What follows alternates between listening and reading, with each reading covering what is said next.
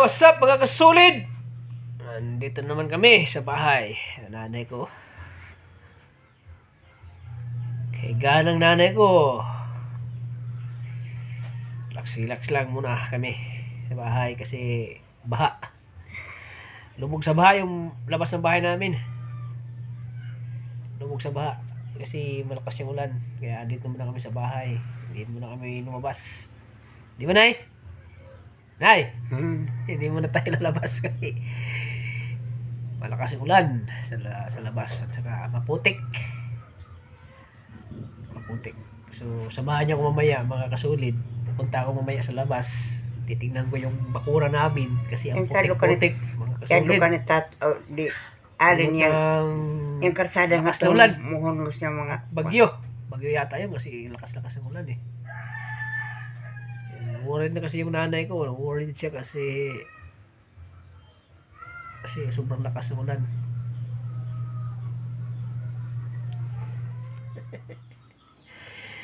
Painom-inom na ng kape mga kasulid. Relax na.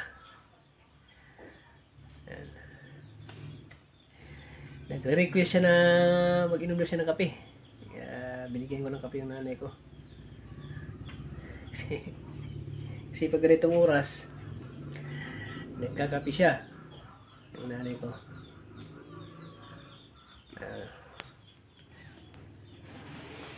Kahit mainit ang panahon, nagkakape pa rin.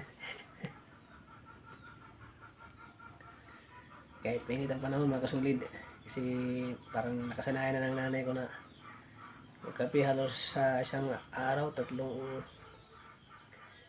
sa isang araw, 3 beses siyang nagkakape. Parang adik na sa kape nanay ko. alang sa kali ang mga madali kakaungan siya ang kuan o tata. Madali kakaw. Ayan, tutulog na siya. Relax na naman siya. Mamaya, pagising niya, magkakape na naman siya. Ayan.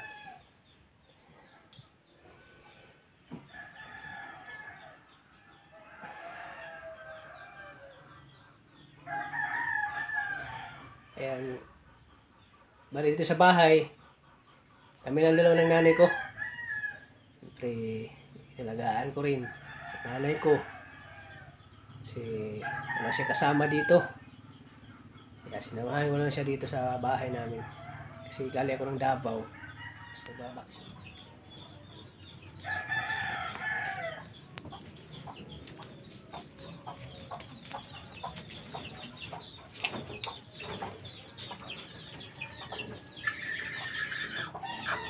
Ayan, dito ako sa likod ng bahay namin mga kasulid.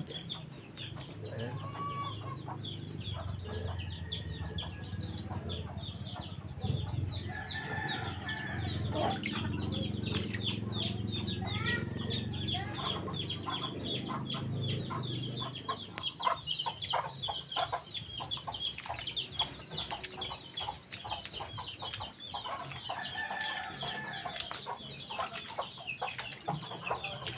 Ito po yung resulta ng bagyo.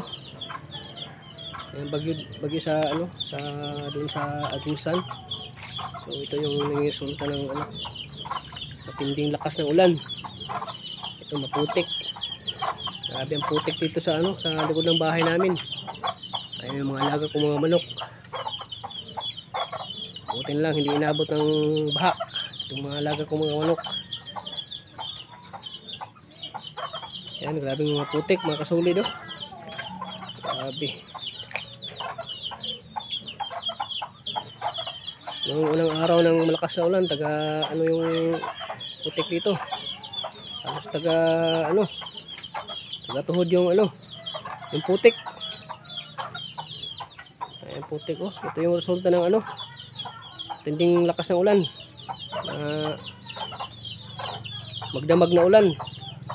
Hanggang umaga, nag-umpisa ng alas 8 ng gabi hanggang magdamag ang ulan. Kaya ito ang resulta, maputik kasi yung mga putik doon sa taas bumaba dito. Kaya ito yung naging resulta ng putik oh. Grabe yung putik. Mga kasulid oh. Ayun, mga kasulid oh. Nasa likod ako ng bahay namin. Grabe yung putik. Kasi sobrang lakas ng ulan. Bagyo pala yun.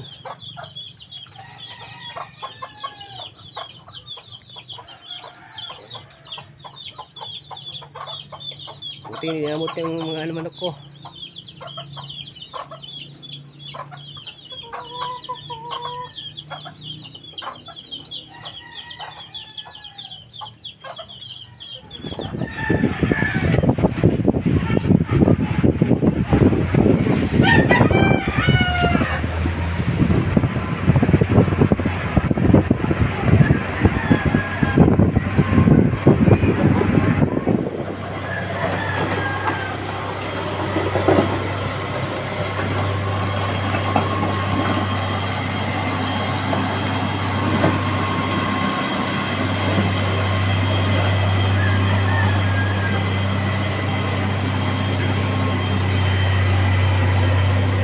Binigbit yung ano namin dito, karsada namin.